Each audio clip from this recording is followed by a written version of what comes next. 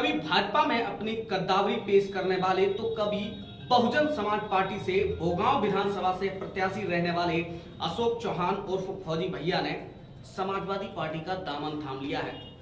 आपको बता दें कि अशोक चौहान उर्फ फौजी भैया जब भारतीय जनता पार्टी में थे तो उन्होंने खून से एक शपथ पत्र लिखा था, जिसके बाद वे सुर्खियों में आए थे और भोगांव विधानसभा 2022 के चुनाव में बहुजन समाजवादी पार्टी से वे प्रत्याशी थे, लेकिन उन्होंने दोनों पार्टियों को टाटा बाय बाय कह दिया।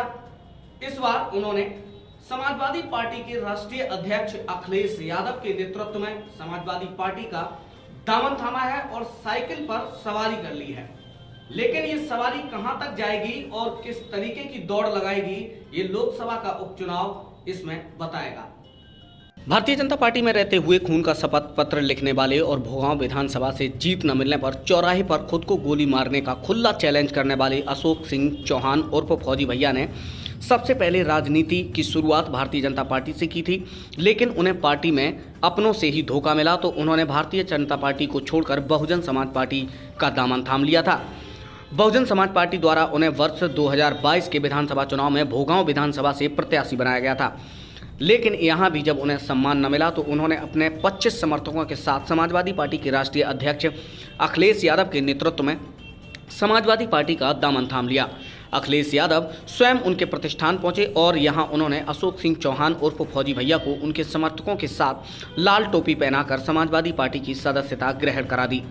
तस्वीरों में आप आसानी से देख सकते हैं किस तरीके से समाजवादी पार्टी की सदस्यता स्वयं राष्ट्रीय अध्यक्ष अखिलेश यादव की ओर से अशोक सिंह चौहान उर्फ फौजी भैया को दिलाई जा रही है। इतना ही नहीं, उन्हें समाजवादी पार्टी की सदस्यता दिलाने के साथ ही लोकसभा उपचुनाव में एक बड़ी जिम्मेदारी भी सौंपी गई है। अखिलेश यादव और अशोक चौहान फौजी भैया ने क्या कुछ बताया है, ये जरा आप भी सुनिए। पार्टी ज्वाइन की है बीएसपी छोड़ के जी, क्या उद्देश्य था और क्या मकसद था जो आपने समाज सभा चुना है? सर, बसपा को छोड़ा मैंने सिर्फ इसलिए, बसपा के पूर्व जिलाध्यक्ष और मुनकाद अली और गोरेलाल, इन लोगों ने 8 लाख रुपया मुझसे लिया और वो पैसा बहन जी तक नहीं पहुंचाया, जिसकी वजह से हमने उनसे कहा कि वो पैसा मुझे रिटर्न करो या बहन जी को दो। आज तक वो पैसा ना तो बहन जी को दिया गया, ना वो पैसा मुझे रिटर्न किया गया। ये खबर हमने अपनी बहन जी तक पहुंचाने की कोशिश की, लेकिन कोई ऐसा जरिया नहीं था जो बहन जी के पास पहुंच जाता। नतीजा ये हुआ कि मुझे ये बात बर्दाश्त नहीं हुई और हमने बसपा पार्टी को छोड़ दिया। ये पैसा मांगा किसने था? ये पैसा मुनकाद अली, गोरेलाल और जिला अध्यक्ष जी ने लिया था हेलीकॉप्टर बहन जी का आने के लिए।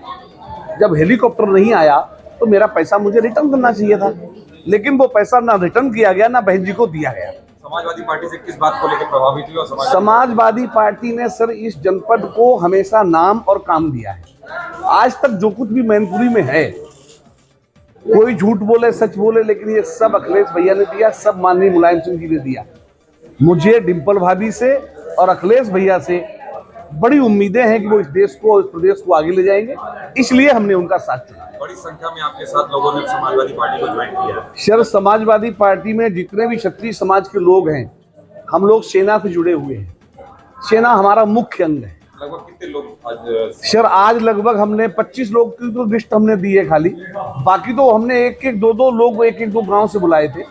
अगर हम पूरों को बुलाते तो मुझे लगता है कि कम से कम नहीं तो 10,000 की संख्या हम लोग हमारे साथ खड़े हो जाते। समाजवादी पार्टी के लिए सबसे कमजोर लोकसभा की सीट विधानसभा भोगांव को कही जाती है, वो हारते भी हैं। इस बार आप भोगांव से पिछली बार चूंकि प्रत्याशी भी रहे हैं, तो क्या वहाँ पे गुल खिलाने वाले हैं? सर, आप झूठ बोल रहे हो। 28 साल तक आप भूल गए हो कि समाजवादी पार्टी का राज रहा है वहाँ पे। पिछली बार एक बार जो है माननीय रामनेश अग्निहोत्री जी की जीत हुई, उस समय मैं भाजपा में था और मैंने उन्हें जिताया था। उसके बाद हम उनके खिलाफ लड़े तो बेईमानी हुई है। मैं लोकसभा की बात कर रहा हूँ। लोकसभा की बात है, ये लोकसभा जीवन भर, आज से पहले भी माननीय मुख्यमंत्री मुलायम सिंह जी यहाँ रहे और आने वाले समय में मुलायम सिंह जी जितने वोटों जीते थे उससे अधिक वोटों से डिम्पल भाभी जीत के आई। अशोक जी, बसपा के और भी बड़े बड़े नेता हैं जो आपके संपर्क में, क्या संभावना जताई जा रही है क्या वो भी? सर, कम से कम 3 नेता जो हैं, 3 नहीं तो 2 तो 100% बसपा छोड़ करके सपा को ज्वाइन करें चुनाव से पहले? चुनाव से पहले। सबसे पहले मैं समाजवादी पार्टी के नेता और कार्यकर्ताओं को धन्यवाद देना चाहता हूं कि उन्होंने आज बहुत बड़ा काम किया है पार्टी के नेताओं ने, कि आज बहुत मजबूत और पिछले चुनाव में बहुजन समाज पार्टी से चुनाव लड़ने वाले अशोक सिंह चौहान जी को आज समाजवादी पार्टी में शामिल किया है।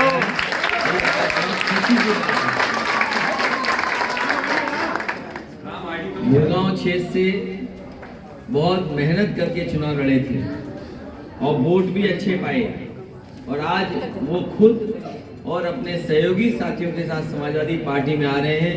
इससे बड़ी उपलब्धि और क्या होगी कि मैनपुरी में